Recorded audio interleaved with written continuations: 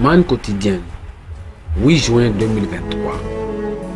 Thème: les bonnes choses qui arrivent aux méchantes personnes. Les bonnes choses qui arrivent aux méchantes personnes. Ou bien les bonnes choses qui arrivent aux bonnes personnes. Aux personnes méchantes. Prions, te remercions. Fais de tes attentes pour ce que tu as fait dans notre vie. Seigneur, merci encore. Ce matin, tu nous as réveillés. Merci pour la vie que tu nous as donnée. Merci pour la santé et la vie. Nous savons qu'encore aujourd'hui, tu as une bonne chose pour nous donner. Ô Seigneur, aide-nous et donne la grâce d'écouter cette parole et d'obéir. Le Seigneur qui nous a donné quelque chose concernant cette parole. Merci Seigneur car tu nous as exaucés. Au nom précieux de Jésus, nous avons prié. Amen. Nous considérons notre test dans le livre de Job chapitre 21. Job chapitre 21, verset 1 jusqu'au verset 21. Job prit la parole et dit: écoutez mes paroles, donnez-moi seulement cette consolation. Laissez-moi parler, je vous prie. Et que j'aurai parlé, tu pourras te moquer. Est-ce contre un homme que se dirige ma plainte? Et pourquoi mon âme ne serait-elle pas impatiente? Regardez-moi, soyez étonnés et mettez la main sur la bouche. Quand j'y pense, cela m'épouvante et un tremblement saisit mon corps. Pourquoi les méchants vivent-ils? Pourquoi les voit-on veillir et accroître leur force?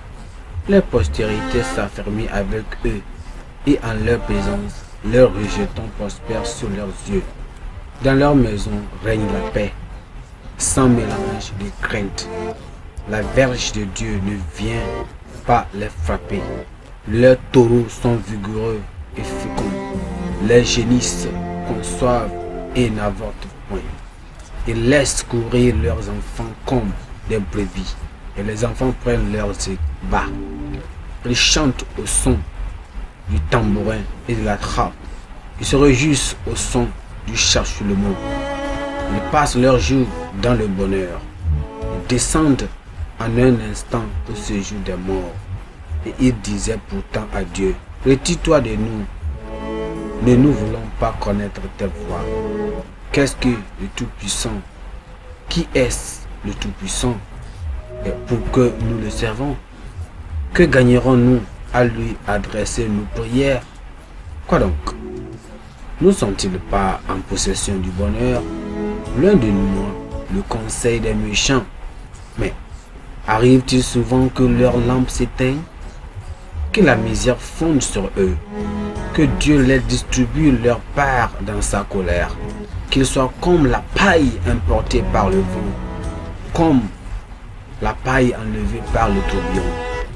Est-ce pour le Fils que Dieu réserve le châtiment du Père? Mais c'est lui que Dieu devrait punir pour qu'il le sente.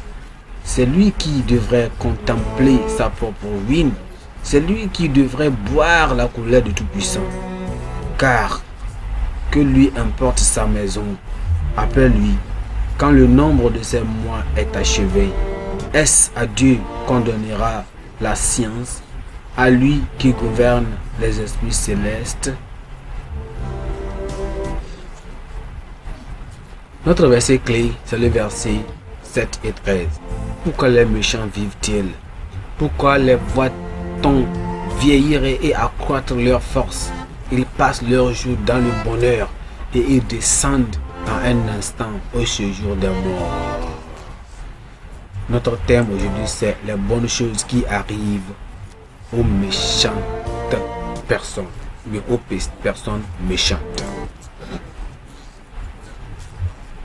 Souvent, dans notre hâte de porter un jugement sur les personnes qui traversent peut-être des situations déroutantes, nous allons vite à des conclusions erronées à ce que les concerne.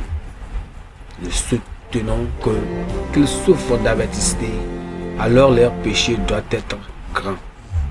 Nous croyons que Dieu punit les gens selon l'ampleur de leur transgression. Non, mais Dieu n'est pas un homme.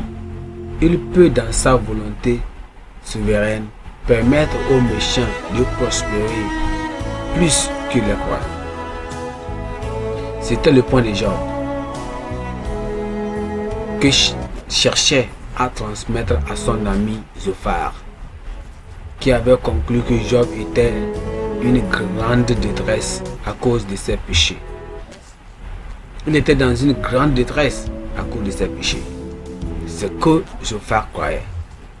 Mais dans sa vigoureuse réfutation, Job lui a rappelé que les méchants jouissent d'une longue vie, même plus que les croyants. Leurs affaires prospèrent et leurs journées se passent dans une grande richesse. Épargnés du jugement instantané pour leurs péchés, ils écartent Dieu et ne veulent même pas connaître la voix de Dieu. Alors qu'il a souligné que le conseil des méchants est loin de moi. Il n'était pas inconscient du fait que, éventuellement, les méchants feront face à la destruction et subiront la colère du Tout-Puissant. Nous ne devons pas être prompts à porter un jugement sur les autres, quel que soit leur degré de pécheur. La raison en est que Dieu fait ce qu'il veut avec les individus. Nous ne devons jamais tomber dans la tentation d'utiliser les circonstances entourant les gens pour mesurer à quel point ils sont bons ou à quel point ils sont mauvais. Les pécheurs qui profitent de la bienfaisance de Dieu doivent y voir une occasion de se repentir rapidement. Parce que s'ils échouent de faire cela, Dieu leur infligera bientôt son jugement ardent sur eux. Pensée du jour. Ceux qui négligent la miséricorde de Dieu maintenant feront face à son jugement dans l'éternité.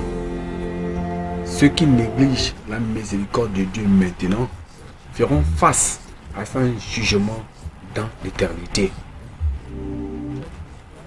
La Bible en un nom. Deuxième Chronique, chapitre 1 jusqu'au chapitre 4. Deuxième Chronique, chapitre 1 jusqu'au chapitre 4. Prions. Seigneur, nous te remercions. Oh merci, tu es un Dieu grand. Merci pour ce que tu as fait pour nous aujourd'hui. Oh Seigneur, malgré nos péchés, malgré tout ce que les autres font, Seigneur, aide-nous à comprendre. Seigneur, comme Job même a expliqué à Zophar, Seigneur, nous prions que tu nous donnes la compréhension et aide-nous, Seigneur, à la grâce d'éviter, Seigneur, de questionner et de croire que ceux qui souffrent, ils souffrent à cause de leurs péchés. Ou bien de très rapide à juger les autres personnes, à condamner les autres personnes. Mais Seigneur, tu as resté dans ta compréhension au nom de Jésus. Nous prions, Seigneur, dans la grâce à rester selon de ta volonté. Aide-nous, Seigneur, à toujours mener la vie de sainteté, une purité, et Seigneur, espérer en toi, quelle que soit la situation. Seigneur, merci.